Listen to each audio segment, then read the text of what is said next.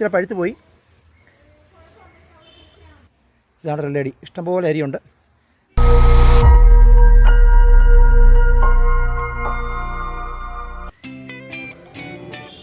പ്രിയമുള്ളവർ, റെല്ലടി ഓമക്കയാണ്.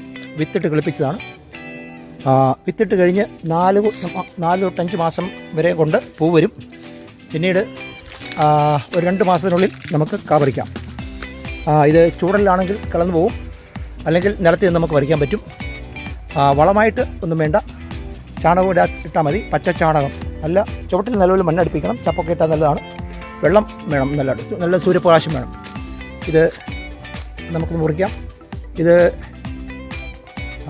റെല്ലടി ഇതിൻ്റെ പഴുത്ത് പോയി. ഇത് പലരും ഇതിൻ്റെ അരിയൊക്കെ വലിയ വിലയ്ക്കാണ് മേടിക്കുന്നത്. ഒരു അരിക്ക് 10 രൂപ കൊടുത്ത് മേടിക്കുന്നുണ്ട്. ഇതാണ് റെല്ലടി. ഇഷ്ടംപോലെ അരിയുണ്ട്. ഇവിടെ അരി വിട്ട് കിളിപ്പിച്ചിട്ടുണ്ട്. ഞാൻ തരാം. ഞാനിത് കഴിച്ച് നോക്കാം. ഇത് പഴുത്ത് പോയി. ഈ പരുവത്തിൽ നമ്മൾ പറിച്ചു നോക്കണം. ഒരു 2-3 ദിവസം കഴിയുമ്പോൾ ഇതുപോലെ നിറമാകും. ഇങ്ങനെയാണ് ഇതിൻ്റെ പരിപാടി. തൈകൾ ഇവിടെ അവൈലബിൾ ആണ്. കിളിപ്പിച്ചിട്ടുണ്ട്. ഇവിടെ ഉണ്ട്. ഇനിയും കുറേ തൈകൾ ഇവിടെ പാകിയിട്ടുണ്ട്.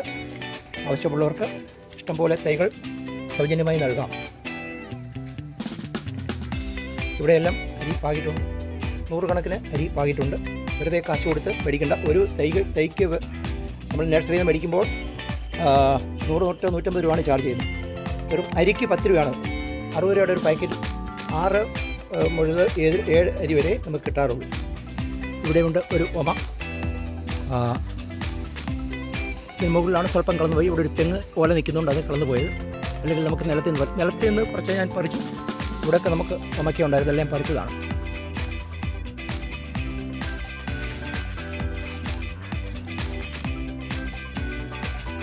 ഇത് പറിച്ചു. ഇതൊരു വേറെ ഓമയാണ്. ഇത് നമുക്ക് നിലത്ത് നിന്ന് പറിക്കാം. ചുവട്ടിൽ ഇവിടെ ഇതിൽ നല്ലതായിട്ട് കായുണ്ട്.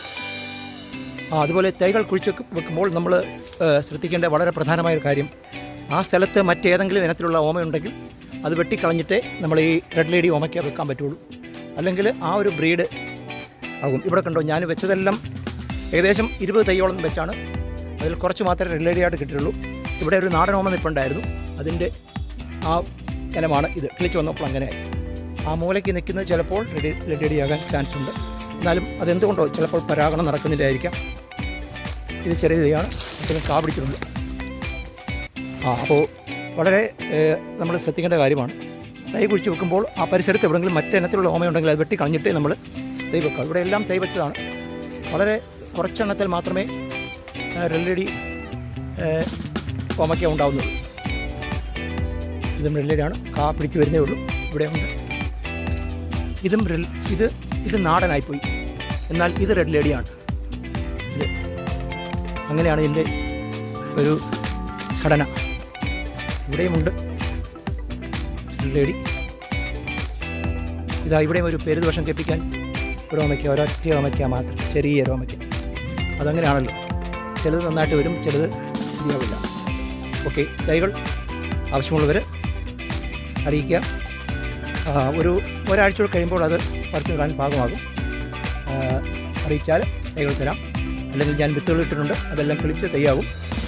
സൗജന്യമായി നിങ്ങൾക്ക് കൊണ്ടുപോകുന്നതാണ്. Thank you very much. Have a wonderful day. God bless you all.